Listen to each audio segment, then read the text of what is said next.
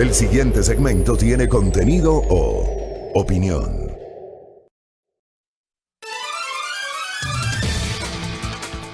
Seis con 28, saludos cordiales. Empecemos con nuestra opinión del día de hoy. Hay mucho para comentar y quiero justamente empezar por esta última nota que acaba de leer Silrat.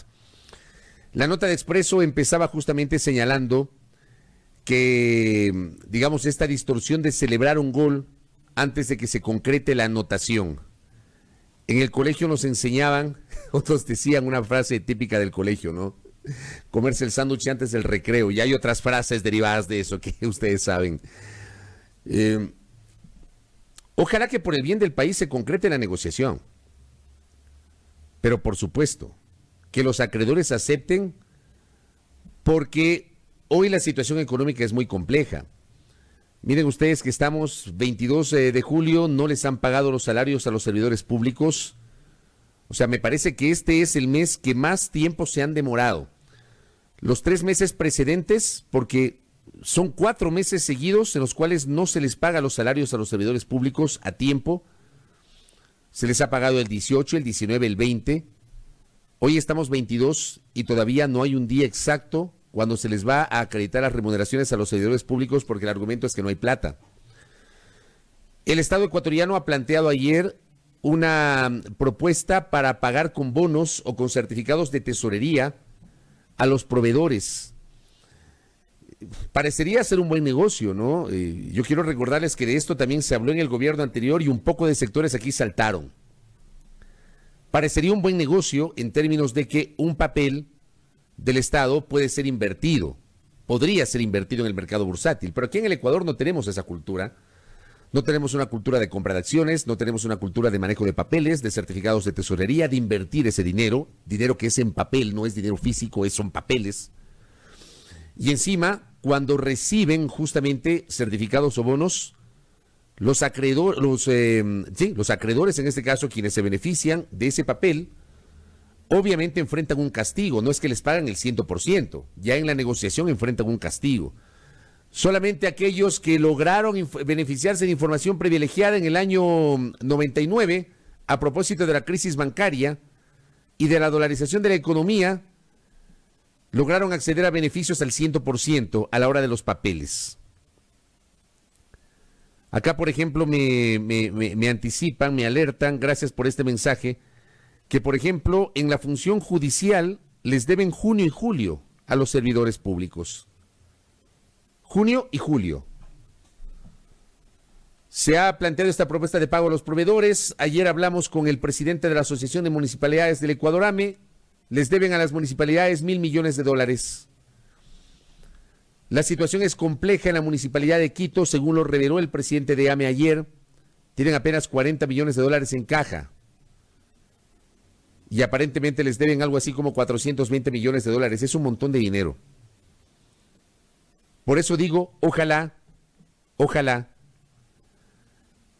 que se pueda resolver este tema. Pero mi punto es, hace 2 semanas anunciaron con bombos y platillos la renegociación de los bonos. Hablaron de una aceptación por parte de los bonistas, dijeron que la propuesta había sido aceptada, que es un logro del Frente Económico del presidente Moreno. Hubo un montón de analistas económicos y de líderes de opinión y de influencers que respaldaron el anuncio del gobierno y felicitaron al gobierno. Resulta que hoy, 2 semanas después, estamos asistiendo a un momento en el que esa revelación no fue tal. Que el anuncio de hace 2 semanas no era una concreción, sino una propuesta que contaba con la aceptación de un grupo minoritario de bonistas. Y se requiere el apoyo mayoritario de los bonistas, que deben reunirse en una asamblea, entiendo yo, no sé cuál es el mecanismo, para poder dar su aceptación a la propuesta generada por el gobierno del presidente Lenín Moreno. Ya acabamos de escuchar la nota que publica Expreso justamente sobre este tema. Dice Expreso, la recta final de la renegociación se complica con 2 grupos de tenedores. Entonces no podemos todavía hablar de éxito. Y esas son las cosas que provocan confusión en la gente. Son los mensajes erráticos que lanzan las autoridades porque no terminan diciéndole la verdad al pueblo. a través de sus diferentes comparecencias públicas, nos dicen una cosa y termina siendo otra. Yo insisto, por el bien de la República, por el bien del país, por el bien de la economía del Ecuador, ojalá que se concrete la negociación. Si no se concreta, ¿se imaginan ustedes el fiasco? Primero el fiasco y después la enorme afectación dentro de la proyección en materia del manejo de la deuda que va a tener el Ecuador por estos manejos erráticos. Al mismo tiempo, y a propósito de una pregunta que estoy leyendo, ¿qué han hecho con el dinero de los créditos que han llegado al Ecuador? Porque en las últimas semanas o meses el gobierno también ha señalado que se han generado desembolsos de varios de los multilaterales. ¿Qué se está haciendo con ese dinero? Como decía en su momento Vladimiro Álvarez Grau, ¿dónde está la plata? ¿Qué se está haciendo con esos recursos? No hay plata para unas cosas, pero sí hay plata para otras cosas. No hay plata para pagar a proveedores, no hay plata para pagar a los empleados públicos que tienen el legítimo derecho de cobrar su salario. Creo que es el momento de ya dejar el insulto y el denostar y el minimizar y el estigmatizar al funcionario o al servidor público. Detrás de una persona que trabaja en el sector público también hay una familia. Y aunque no haya una familia, aunque sea solo el funcionario o el servidor público, también tiene derecho a comer y a recibir su salario por el trabajo realizado.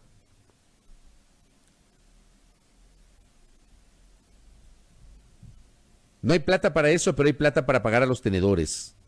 Y nos dijeron a nosotros que el pago anticipado de obligaciones con los tenedores le abría las puertas al Ecuador para el éxito de las renegociaciones de la deuda.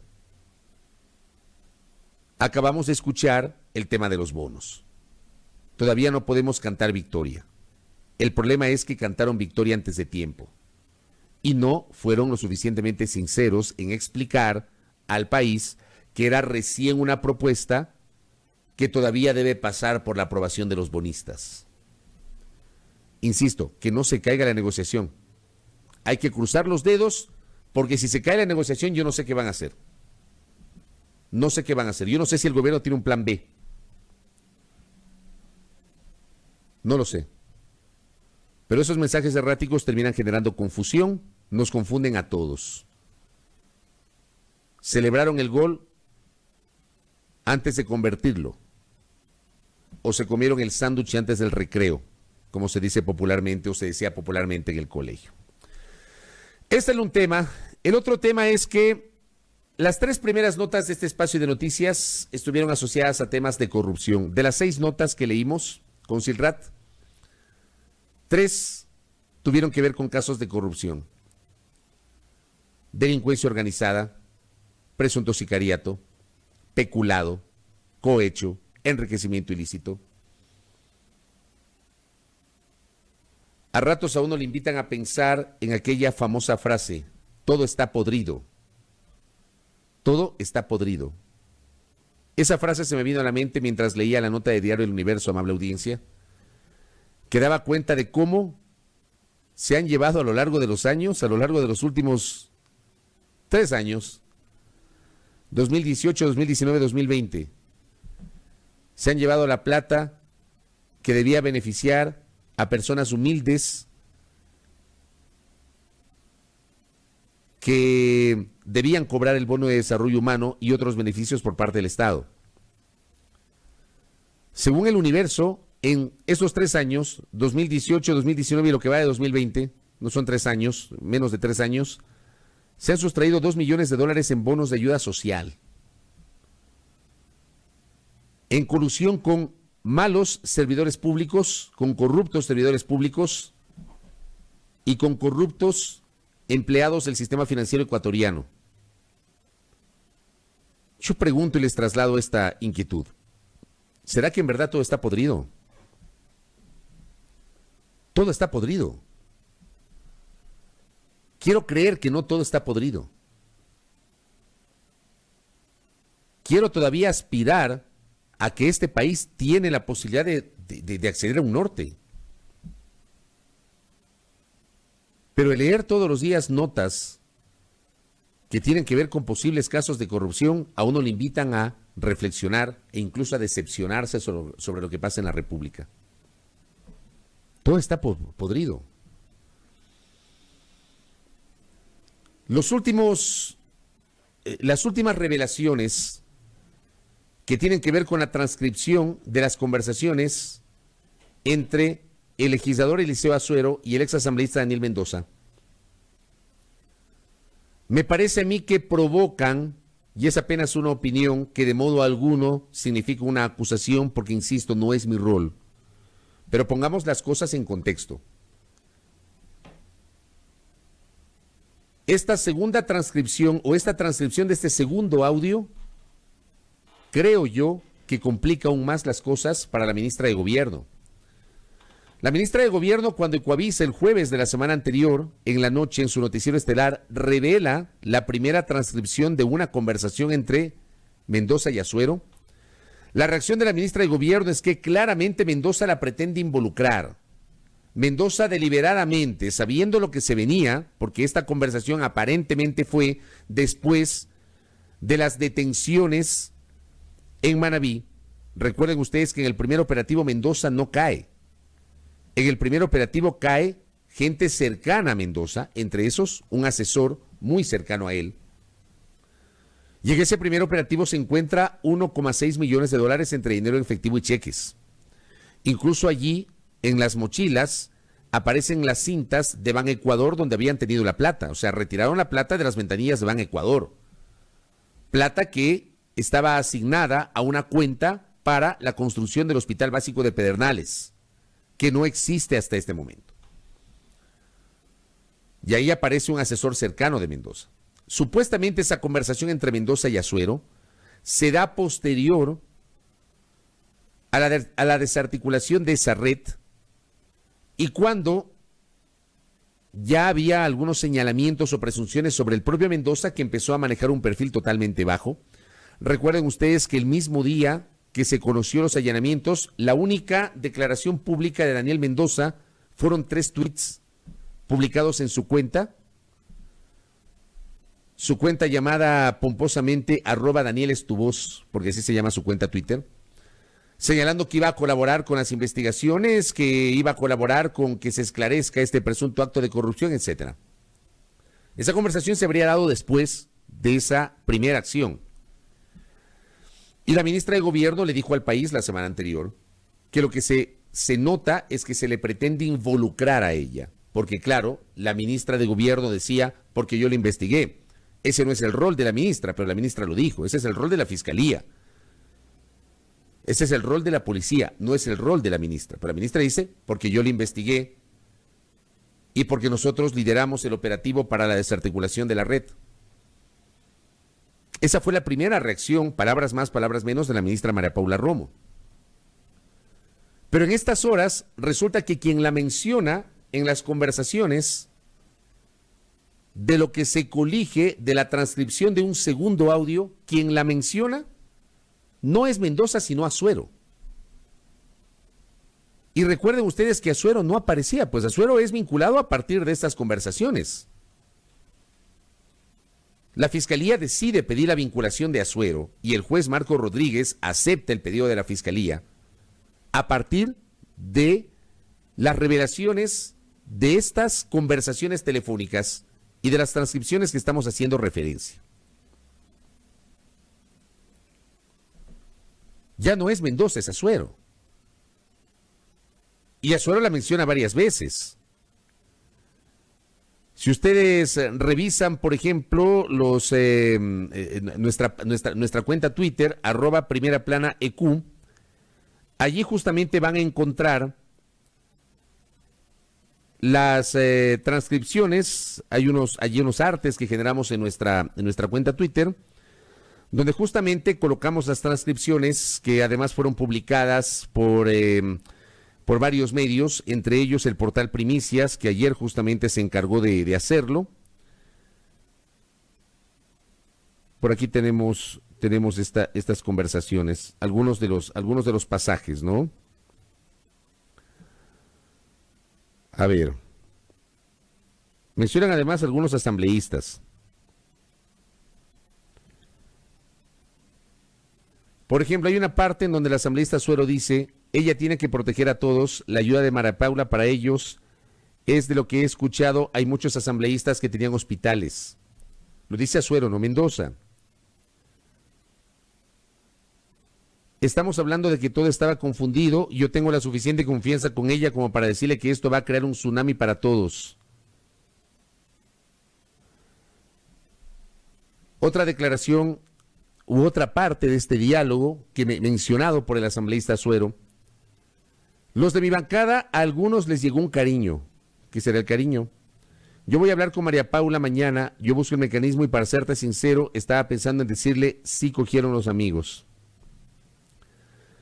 Yo le garantizo los votos, yo le voy a decir que están nerviosos los míos. Le voy a decir a María Paula, tan complicado está todo esto y puede reventar. Yo le voy a decir, yo sé que todos, no te voy a dar nombres, han pedido espacios y todo es un relajo. Todo mundo sale, no vaya a ser que tú salgas salpicado. Bueno, ¿qué más tenemos por acá? Estoy buscando partes donde, por ejemplo, aquí está, donde el asambleísta Suero menciona a la ministra de Gobierno. Esa es la fortaleza que yo tengo, María Paula, y decirle, María Paula, yo sé que todos los de la comisión han tenido sus espacios, todos, y yo te puedo garantizar de que en cualquier juicio político así nos manden a la M, yo los puedo embarrar ahí, utilizo otra palabra. Tú me conoces, yo he salvado a gente hasta de que los vayan a gatillar, porque hasta esa gente tengo en este país. Y bueno, si ustedes revisan los extractos de los audios, de los extractos o la transcripción escrita de la conversación telefónica, entiendo que fue una conversación telefónica, ustedes van a encontrar justamente todo este relato. Insisto, ya no lo menciona Mendoza, lo menciona el asambleísta Suero. O sea, ya no hay margen para decir o para insistir en la versión de la semana anterior señalando que Mendoza la quiere involucrar a la ministra. La ministra tiene que esclarecer este tema. Y me parece a mí que esto, si es que finalmente se comprueba, amable audiencia, sería la ratificación de algo que se ha venido presumiendo desde hace meses, en el sentido de que efectivamente hubo un reparto, no sé de dinero, no sé si fue de dinero, no sé si fue de cargos, pero pudo haber existido un reparto a favor de varios legisladores. Como he venido diciendo hace varias semanas, querida audiencia, nos llevaron mágicamente, nos introdujeron en el túnel del tiempo, ese clásico de los 60s me parece, nos introdujeron en el túnel del tiempo y nos trasladaron a 1995 o a 1997. Nos llevaron, o sea, nos llevaron a esos años, a 25 o 23 años atrás. Por eso el otro día puse en contexto cosas que ocurrieron en el pasado. Para los que dicen que el pasado fue mejor, esto ya ocurrió en el pasado, amable audiencia. Y los dos ejemplos que tengo frescos son los del 95 y los del 97.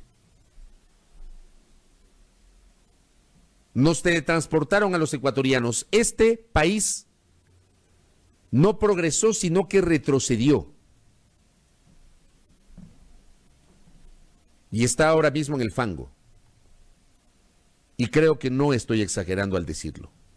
Ecuador está en el fango por culpa de los políticos. La política per se no es mala. A mí me encanta la política. Estoy seguro que muchos de ustedes también.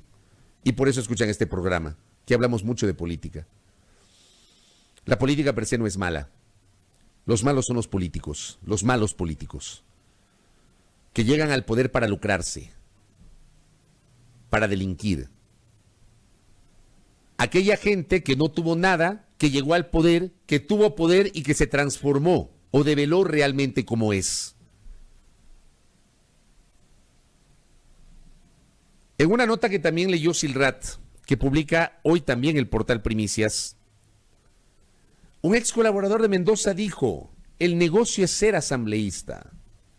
Yo pensé que se había superado esa época. Yo sabía que era negocio ser asambleísta cuando los legisladores manejaban recursos públicos, ¿no? Hasta el año 1998. Que es un pasaje de la historia que no todos recuerdan. Que el diputado de la República manejaba plata, manejaba recursos públicos, manejaba partidas extrapresupuestarias. Y dependiendo de la negociación con el gobierno de turno, accedía a esas partidas y claro, eso les servía para el manejo clientelar en sus provincias. Y construían la cancha de uso múltiple para jugar indoor y para jugar básquet y voleibol. Y ponían esa plata para adoquinar la calle del barrio tal, o para pavimentar la calle del barrio tal, o para el astrado del sector rural tal, o para la construcción del camino vecinal tal. ¿Para qué? Para garantizar votos. Eso pasaba, amable audiencia, hasta el año 98. La Constitución del año 98 de Sangolquí eliminó la posibilidad de que un diputado maneje dinero público. Y se circunscribió el rol del legislador a legislar y a fiscalizar, ya no a manejar plata. Entonces yo pensé que esto de que ser negocio es ser negocio, o el negocio es ser asambleísta o ser diputado, yo pensé que eso había muerto en el año 98, pero está claro que no. Y voy a recapitular la primera parte de la nota, ¿no? Viste, el negocio es ser asambleísta. Ese man ha comido hasta ahora entre los 3 hospitales como $2 millones. Este es uno de los mensajes encontrados en el teléfono de José Alfredo Santos, alias Chofer, uno de los hombres cercanos al ex asambleísta Daniel Mendoza en la supuesta trama de corrupción de la adjudicación de obras de Manabí. Según la Fiscalía, Santos se encargaba de efectivizar los cheques emitidos por el consorcio Pedernales Manabí, empresa que estaba a cargo de la construcción del hospital de Pedernales. Yo ahí también quiero preguntar algo. O sea, perdónenme, tal vez yo soy el ignorante. Se supone que usted no puede pues cobrar un cheque de más de $500, no sé si ese es el valor, de más de $500, sino, digamos, se aplica el doble endoso hasta $500. Y más de $500 no le aceptan el doble endoso, tiene que ir usted mismo. O depositar en su cuenta si es un valor más alto. Después, cuando se maneja más de $5,000, el banco le obliga a llenar un formulario de licitud. No funciona así, o yo estoy equivocado. De lo que yo sé es así, pues. Entonces, ¿cómo es que mandan a un alias chofer a cobrar un cheque? Y no sabemos de qué valor. ¿Qué más dice acá? Según la teoría de la Fiscalía, ese dinero se pagaba a manera de coimas a asambleístas y otros funcionarios a cambio de influenciar en la adjudicación de contratos. Santos, al igual que otras 10 personas del círculo cercano de Mendoza, fueron vinculadas al caso por delincuencia organizada relacionado al hospital de Pedernales. El mensaje en el que se habla de los $2 millones que Mendoza habría recibido como coimas por los contratos relacionados con 3 hospitales fue presentado por la fiscal Diana Salazar ante el juez Marco Rodríguez para justificar la vinculación de Santos al caso. Según la Fiscalía, cuando explotó el escándalo de corrupción en el hospital de Pedernales, la red comandada por Mendoza ya estaba trabajando para hacerse de la adjudicación de otro contrato. Pero no hay plata en este país. No tienen para pagar a los servidores públicos, no tienen para pagar a los proveedores. Les dan largas, no les dan explicaciones. Dicen, bueno, a los proveedores les pagamos con bonos. Y esta gente se llevó la plata. En otro de los chats mostrados por Salazar, José Vélez, procurador común del consorcio, conversa con Franklin Calderón, mano derecha de Mendoza, acerca de la terminación unilateral del contrato, y ahí se ve también la conversación. En sus primeras investigaciones, la Fiscalía descubrió que la injerencia de Mendoza no solo llegó a Pedernales, sino que se extendió al Hospital de Bahía de Caracas. Justamente Calderón es parte de la empresa Joalnapi, sociedad anónima, a la que se le adjudicó el contrato para la fiscalización de la construcción del Hospital de Bahía. Falta por determinar el tercer hospital en el que habría operado la red de corrupción relacionada con Mendoza. En este caso también fue vinculado el asambleísta Eliseo Azuero y se habla justamente de la declaración del presidente de la Asamblea, de la ministra de Gobierno y de 7 legisladores prevista para jueves y viernes de esta semana. Primicias también habla de una red estructurada. Según los detalles obtenidos en las vigilancias y seguimientos de los miembros de la red, las intercepciones telefónicas el estado de la cuenta bancaria consorcio y las transcripciones lingüísticas de los mensajes en los teléfonos de los involucrados, la red de Mendoza operaba como una sofisticada organización criminal. Por ejemplo, los miembros tenían alias con los que se identificaban para hacer las transacciones relacionadas a la organización. Franklin Calderón, mano derecha de Mendoza, se identificaba como el banquero. ¡Wow! Giancarlo Benavides, ex asesor de Mendoza, en la asamblea era el cajero. José Alfredo Santos, quien efectivizaba los cheques, era chofer. Además, a otros miembros se les reconocía como Ricardo Danilo Don Mera. Santos, Calderón y Benavides, según las investigaciones fiscales, eran los más cercanos a Mendoza, coordinaban el retiro del dinero, la entrega de sus destinatarios y coordinaban las obras. Los tres se movilizaban en vehículos de alta gama, 3 Toyota Fortuner. ¿Saben cuánto cuesta un Toyota Fortuner? Me parece que sobre los $50,000. Uno de color negro para Santos, uno blanco para Cedeño y uno plateado para Santos. Pero bueno, un carro de 50, $60,000 para alguien que se ha llevado $2 millones es pelo de cochino, ¿no? Termina siendo así.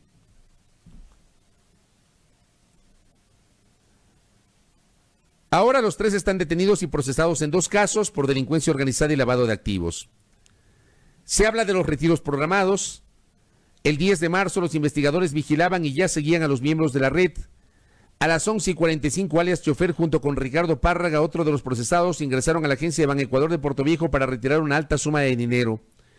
Al día siguiente, a las 11:20, alias banquero, en compañía de una mujer todavía no identificada, acudió a la agencia de Banecuador en Manta con el mismo objetivo. En el mismo día, a las 15:15, chofer y banquero regresaron a la agencia bancaria en Manta y tomaron contacto con un ejecutivo de la entidad financiera para retirar otra cantidad de dinero. Ese dinero, según la Fiscalía, forma parte del anticipo de $8,2 millones que el Servicio de Contratación de Obras SECOB entregó al consorcio a manera de anticipo para la construcción del hospital de Pedernales. Se llevaron la plata que era para el hospital, se llevaron para las coimas. Al menos eso es lo que se colige de esta investigación. El desvío de fondos fue planificado y se realizó a través de varios retiros de cantidades menores en distintas agencias bancarias. Según Banecuador, entre el 5 de marzo y el 29 de abril, o sea, en casi 2 meses, la organización delictiva retiró cerca de $1 millón. Tiene que haber una explicación, en este caso, por parte de la ministra de Gobierno. Yo ratifico, yo defiendo, perdón que hable en primera persona, lo voy a hacer porque corresponde. Ratifico la presunción de inocencia y el derecho a la defensa de todos, de todos. La ministra Romo tiene ese derecho, por supuesto que lo tiene. Claro que lo tiene. La ministra Romo tiene que dar una explicación al país en su legítimo derecho a explicar, a defenderse, y porque se presume inocente mientras no se demuestre lo contrario. Al menos yo defiendo esos conceptos. Yo no me voy a desdecir, ni voy a decir ahora que la ministra es culpable. No lo voy a decir porque a mí no me corresponde. Pero sí poner en contexto, con base en las publicaciones y en este material que es público, y como parte de la sociedad, exigir que los involucrados le den una explicación al país. Y que la Fiscalía actúe en derecho como siempre hemos planteado en este espacio de noticias, amable audiencia. Siempre. Lo hicimos antes, lo hacemos hoy, lo haremos mañana. Y mientras tengamos la posibilidad de seguir haciendo periodismo y de seguir haciendo comunicación. Pero está claro que todas estas revelaciones complican o han complicado la imagen de la ministra de Gobierno, que apuntaba a convertirse en la vicepresidenta de la República, cuya elección finalmente se cayó el pasado viernes. Vaya usted a saber qué fue lo que pasó en estos últimos días o semanas. También hay algo que es cuestionable, ¿no? Para unos casos sí, inmediatamente se generan allanamientos, para otros casos no, solamente se llama a declarar. Ahí es cuando yo planteo este concepto de la selectividad en el trato por parte de la Administración de Justicia. Selectivos. En unos casos sí respetan la presunción de inocencia, en otros casos directamente les acusan, directamente establecen la culpabilidad y les empapelan en los medios de comunicación y en las redes sociales. Mañana y el viernes, 7 legisladores deberán declarar en la Fiscalía. Deberá hacerlo la ministra Romo y el presidente de la Asamblea Nacional, César Litardo. Me reservo para mañana hablar sobre lo que, digamos, esto genera como implicación directa en la Asamblea Nacional. Ayer Raúl Tello dijo que el BADI ya no existe. Ya no existe el BADI. Este bloque que se creó supuestamente para cohesionar a los legisladores independientes, aparentemente se creó para esto. Al menos es lo que se presume con lo que estamos leyendo. Como en el año 95, igualito que en el año 95, los independientes han vuelto a tener un rol. Como ocurrió en el año 2000, después de la caída de Maguat, los independientes volvieron a tener un rol. Los independientes volvieron a tener un rol. Como pasó en el año 97, cuando diputados de la República, en colusión con un tercero de afuera del Congreso, se encargaron de utilizar recursos públicos para negociar con material o con mobiliario escolar en la denominada Red Peñaranda. Hoy estamos asistiendo a un episodio, por decirlo menos, similar. No sé si sea peor o no, eso lo determinará la justicia. Memoria, tengamos memoria, querida audiencia. Tengamos memoria y que las autoridades expliquen. Los bloques independientes desarticulados en una asamblea que enfrenta dificultades. Sé que a la interna de Alianza País ese bloque también está prácticamente desgranado. Nadie quiere asumir la coordinación de la bancada. Lo vamos a conversar el día de mañana.